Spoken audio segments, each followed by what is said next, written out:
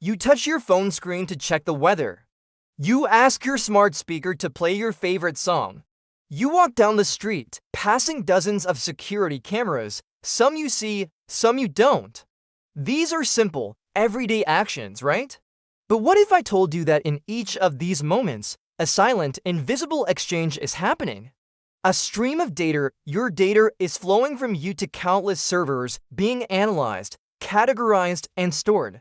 We live in an age of incredible convenience, where technology anticipates our needs and simplifies our lives. But have you ever stopped to wonder about the price of this convenience?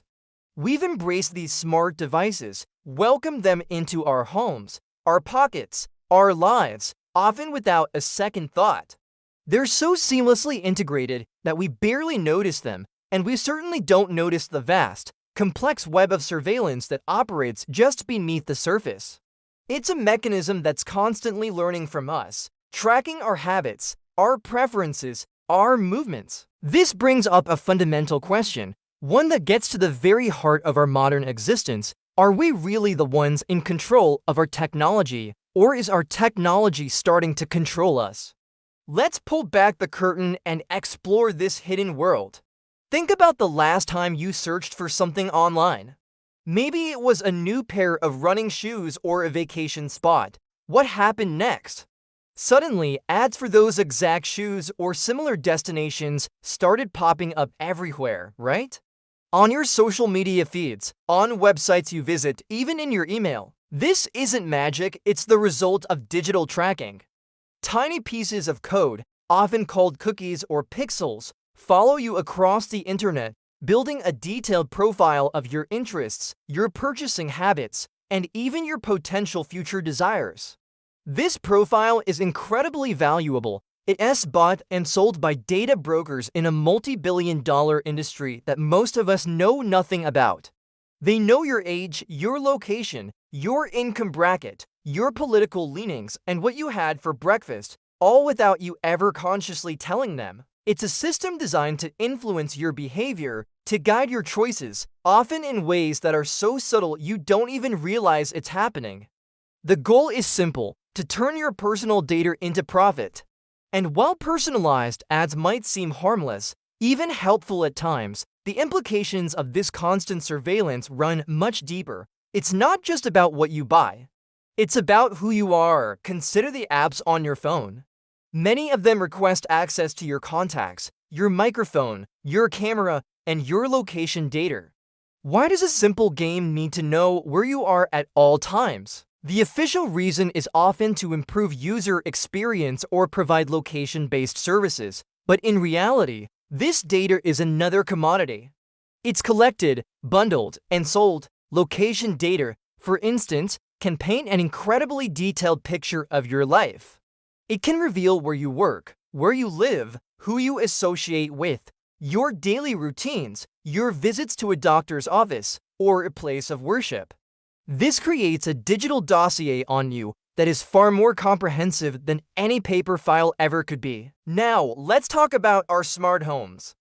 Devices like smart speakers, smart TVs, and even smart refrigerators are always listening, always connected. They are designed to respond to our voice commands, which means their microphones are perpetually active, waiting for a wake word.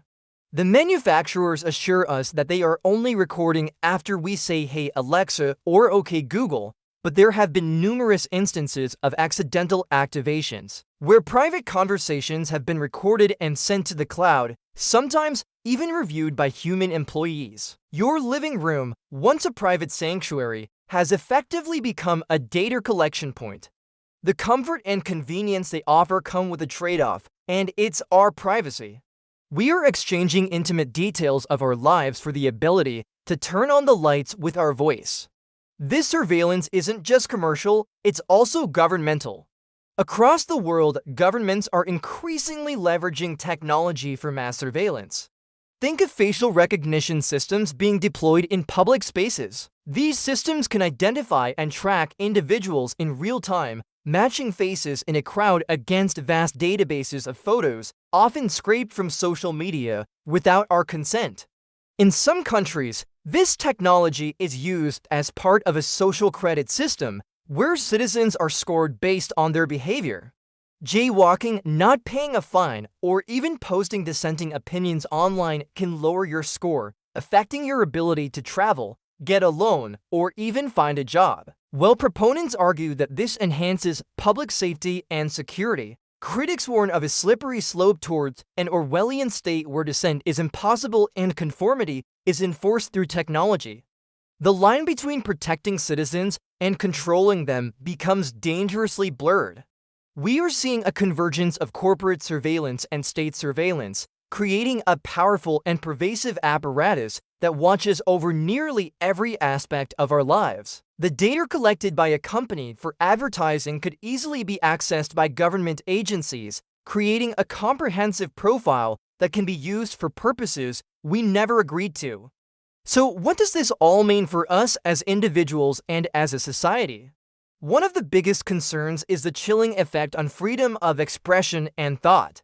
If we know we are constantly being watched, monitored, and judged, are we less likely to express unpopular opinions, explore controversial ideas, or associate with certain groups? The fear of being flagged by an algorithm can lead to self-censorship. We might start to police our own thoughts and behaviors, conforming to a perceived norm to avoid any negative consequences. This erodes the very foundation of a free and open society, which thrives on diverse viewpoints and robust debate. Furthermore, this data-driven world can reinforce and amplify existing biases. The algorithms that make decisions about us, from who gets a loan, to who gets a job interview, to who gets parole, are trained on historical data. If that data reflects past societal biases against certain racial or economic groups, the algorithm will learn and perpetuate those biases, often under a veneer of objective, technological neutrality. This creates a feedback loop where inequality is not just replicated, but automated and scaled, making it even harder to challenge and overcome. We risk building a future where our opportunities are limited not by our potential, but by the predictions of a biased machine. Is there any way out? Are we doomed to live in this digital panopticon forever? The situation might seem bleak, but it's not hopeless. The first and most crucial step is awareness. Understanding how these systems work is the foundation of regaining control. We need to become more digitally literate, to question the technologies we use and the permissions we grant. Start by auditing the apps on your phone. Do they really need all the permissions they're asking for? Go into your settings and turn off location tracking for apps that don't need it.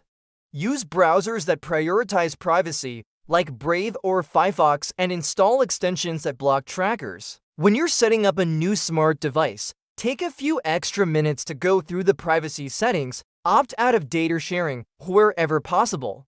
These might seem like small steps, but they can make a real difference. Think of it as digital hygiene. Just as we wash our hands to stay healthy, we need to practice good digital habits to protect our privacy.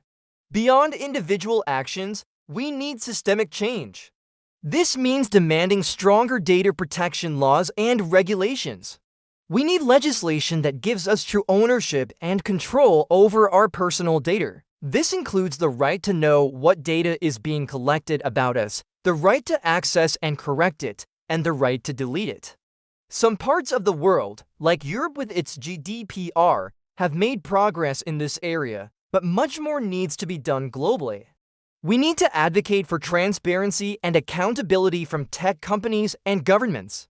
They should be required to explain how their algorithms work in plain language and be held responsible for the biases and harms they may cause. We, as consumers and citizens, have power. We can vote with our wallets by choosing products and services from companies that respect our privacy. We can also vote at the ballot box for representatives who take these issues seriously. It's about shifting the balance of power back from the corporations and the state to the individual. Ultimately, the question of whether technology controls us or we control it is not a technical one. It's a human one. It's about the kind of society we want to live in. Do we want a future of convenience at any cost, A world of frictionless efficiency where our every move is tracked and our choices are subtly manipulated? Or do we want a future that values human autonomy, privacy, and freedom? Technology is a tool, and like any tool, it can be used for good or for ill. The choice is still ours to make. We built this digital world, and we have the power to rebuild it on a foundation of respect for human dignity. It requires us to be more conscious, more critical, and more engaged. We need to move from being passive consumers of technology to being active digital citizens. Let's start the conversation. Talk to your friends and family about these issues. Demand better from the companies you do business with and the leaders who represent you. The digital microscope is focused on us, but we have the power to adjust the lens. Let's work together to ensure that our technology serves humanity and not the other way around. Thanks for watching, and if you found this video thought-provoking, please like, share, and subscribe for more content that challenges the way we see the world.